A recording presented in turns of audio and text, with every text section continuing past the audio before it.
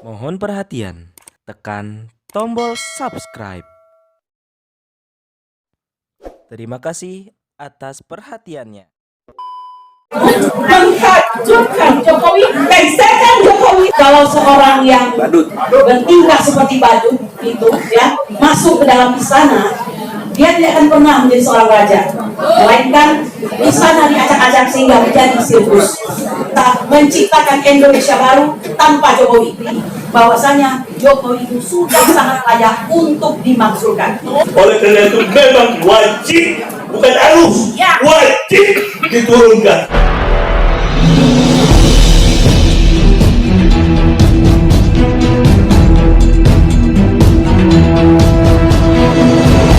Muhammad, driver online Depok.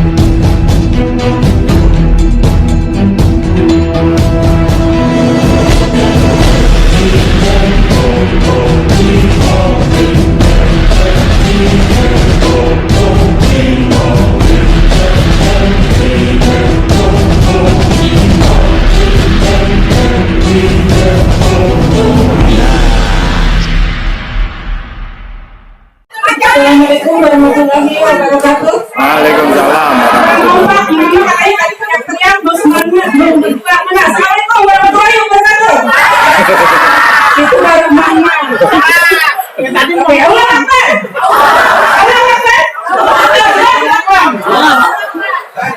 Mama lahir dari rumah ketika melihat nasib anak cucu kita dihina, ditindas, dikecilkan oleh pemerintahan saat ini berapa tahun.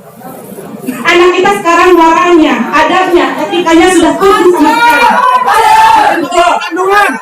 Rumah tangga kita berantakan, ekonomi kita berantakan. Maka dari itu kita keluar rumah, walaupun tidak seharusnya kita keluar rumah, kita mencoba mengedukasi semua, protes pada pemerintah. Beberapa kali kita aksi tapi tetap no.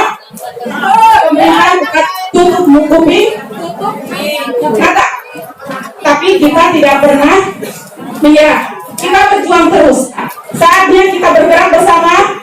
Mau 01, 02, 03 yang jelas 02 tidak akan bergabung di sini karena mereka sudah ada bagian kita lawan. Musuh kita sama betul Jokowi. Musuh kita betul satu koruptor. Musuh kita satu betul demokrasi yang rusak. Demokrasi, kedaulatan harusnya ada di tangan rakyat, betul. Ketika kedaulatan itu ada di tangan rakyat, kita memilih pemimpin, dan ketika pemimpin itu melenceng dari konstitusi, harusnya bisa ditarik sesuai dengan mandat yang kita berikan kepada mereka. Tapi di Indonesia tidak ada mekanisme itu. Hak recall tidak pernah ada. Betul? Oleh karena itu semuanya bergulir seenak dewek, seenak mulutnya, seenak perutnya sampai saat ini. Nah, aliansi rakyat maaf saya sebut komunitas saya, ARM berusaha untuk berjalan menyatukan kemarin bagaimana pemilu berjalan tidak curang. Kami anti pemilu curang dan kami sudah 4 kali mengadakan aksi Simpang Sarinah, pemilu di KPU, Simpang Sarinah lagi, dan next hari Selasa yang akan datang kami akan ke Bawaslu. Kenapa kami ada di Simpang Sarinah? Karena kami sudah tahu KPU sudah tidak bisa kami goyang. Bawaslu sudah tidak bisa digoyang karena mereka sudah ada di bagian mereka. Yang bisa kami lakukan adalah mengedukasi publik. Bagaimana publik tidak terbayar, tidak menggadaikan suaranya. Karena menurut kami menggadaikan satu suara adalah menggadaikan nasib anak cucu kita selama di kota ini. Dan kemarin, alhamdulillah Pak Victor 01, 03 sudah bergabung dengan kami di aksi kami. Oleh karena itu kami kemarin bicara ini tidak sedang mengkampanyekan salah satu paslon. Kami sedang berupaya mengedukasi publik agar pemilu tidak curang. Karena itu yang sekarang kita butuhkan. Bagaimana kita bisa bersatu menghancurkan Jokowi, lengsarkan Jokowi.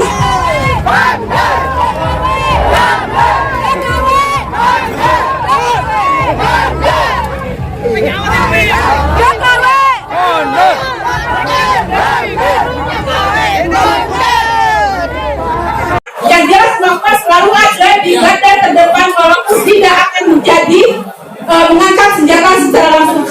menjadi tameng dari semuanya. Assalamualaikum warahmatullahi wabarakatuh. Merdeka! Saya bertanya, sudah merdekakah kita? Kita mungkin tidak akan merdeka jika ya. Jadi saya mau menunjukkan Pak Jokowi. Ini Pak Jokowi ada membawa kertas untuk meyakinkan bangsa Indonesia bahwa dia diperkenankan untuk boleh cawe-cawe dalam pemilu ini dalam artian ikut kampanye dan berpihak. Ya, ini adalah kekonyolan yang nyata. Sehingga saya cocoklah apa yang dikatakan oleh kata-kata bijak bahwa when clown move into the palace, he will not become a king, but the palace will be a circus. Jadi kalau seorang yang bertingkah seperti badut itu ya masuk ke dalam istana, dia tidak akan pernah menjadi seorang raja, melainkan istana diacak-acak sehingga menjadi sirkus. Saya ingin mengingatkan Bapak Jokowi ya, sebenarnya kami ini belum menyampaikan dulu, kami baru datang dari sidang ijazah palsu jilid 3. Ini sidang yang ke-12 pada hari ini. Sebuah kejutan terjadi, ya, Bang Edi belum datang. Hari ini sebuah kejutan terjadi. Rombongan T1 yang telah lama kami nanti-nantikan hampir 4 bulan persidangan tiba-tiba hadir dengan rombongannya.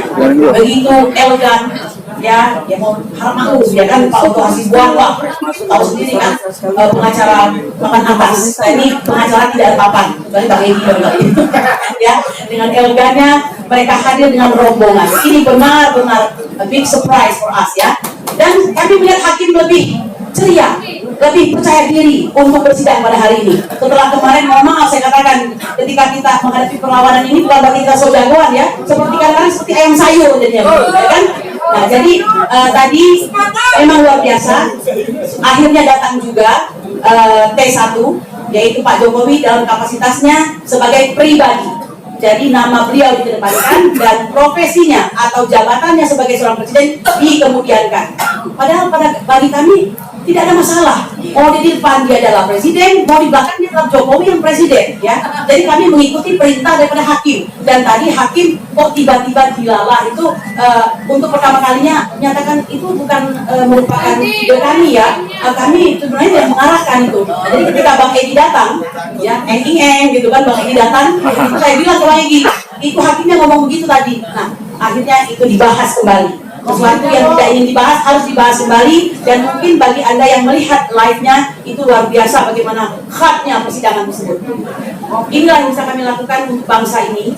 Sesungguhnya kami mengucapkan terima kasih kepada petisi 100 yang telah berusaha mengorganisir kekuatan untuk bisa menciptakan Indonesia baru tanpa Jokowi. Kan ini maksudnya ya. Kami lakukan di bawah pimpinan Bang Edi Sujana dengan Pak Azamkan, Bang Juju, Bang Damai Hari Lubis, Arfik dan lain-lain yang tidak bisa saya sebutkan satu persatu, dan kebetulan saya nyempil di situ perempuan sendirian begitu, adalah bagian dari melaksanakan tidak menginginkan adanya Jokowi lagi di dalam kepemimpinan Indonesia.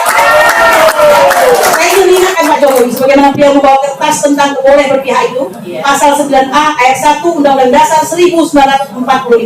Sumpah Presiden menyatakan, demi Allah, saya bersumpah akan memenuhi kewajiban Presiden Republik Indonesia atau Wakil Presiden Republik Indonesia dengan sebaik-baiknya dan dengan seadil-adilnya, memegang teguh Undang-Undang Dasar dan menjalankan segala undang-undang dan peraturan dengan seluruh-seluruhnya serta berbakti kepada nusa dan bangsa. Saya juga ingin mengingatkan pasal 5 angka 6 Undang-Undang 28 tahun 1999 tentang pemerintahan yang bersih dan bebas dari KKN, yaitu penyelenggara negara termasuk presiden berkewajiban untuk bertanggung jawab dalam melaksanakan tugas dan tidak menggunakannya untuk kepentingan keluarga, kroni, dan orang-orang di sekitarnya. Jika melihat hal-hal yang demikian, benarlah kata pakar hukum tata negara Ibu Bivitri bahwasanya Jokowi itu sudah sangat layak untuk dimakzulkan. Sudah sangat layak, betul. Oleh karena itu, saya mengerti aura kebatinan daripada seluruh bangsa Indonesia yang ada di sini. Jika boleh, Tadi saya dibisiki oleh Bang Egi, kalau dia berdiri di depanku, coba kasih sesuatu yang bisa berarti bagi bangsa ini. Ya, saya ingin mengatakan begini Bapak Ibu sekalian. Tentu saja kami sangat mendukung perjuangan ini. Nah, akan tetapi setelah beberapa kali melihat kondisi dan kenyataan, selain kita optimis, kita juga harus realistis. Betul? Oleh karena itu ada waktu kurang dari 2 minggu. Nah, kami ingin menyatakan apakah benar-benar siap? Ya.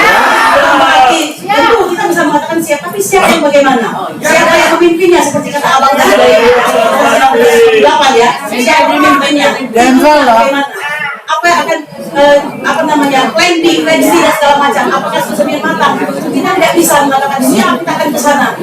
Nanti akhirnya seperti kita menghadapi DPR kembali, demo di sana, janjian 3 hari, baru 2 jam kita sudah pulang. Jadi ini perlu dipikirkan.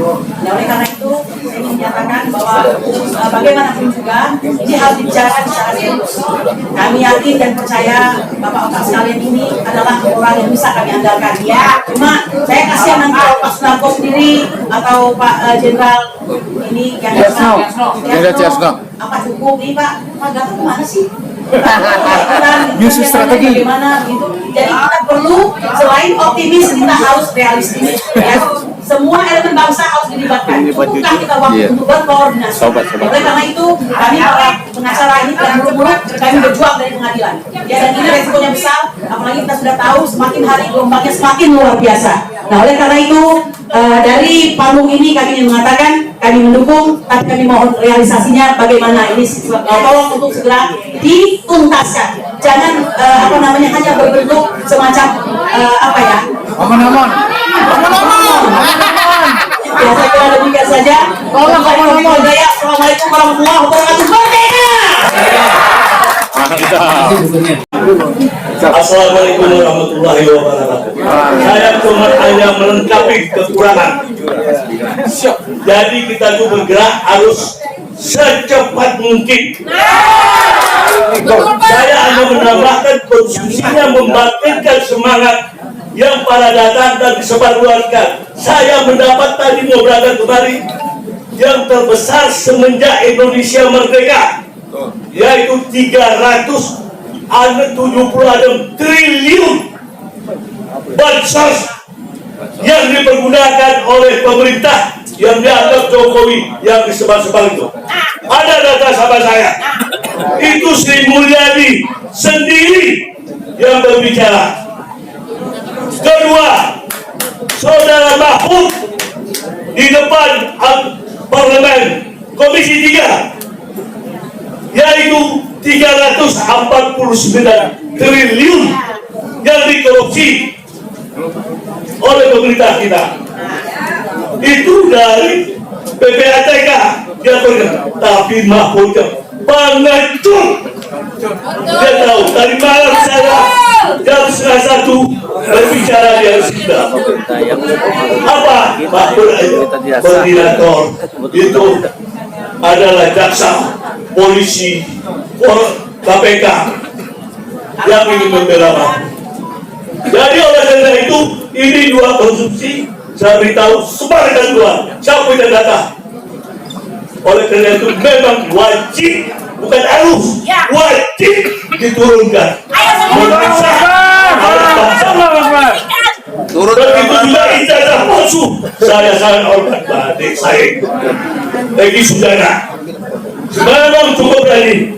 SBY pun dilawan sama dia demi kebenaran. Itulah kebenaran jihad. Profesor saya jauh ahli hukum Islam yang mengajar di lembaga tinggi negara. Sekian, terima kasih. Wabillahi taufiq wal hidayah. Wassalamualaikum warahmatullahi wabarakatuh.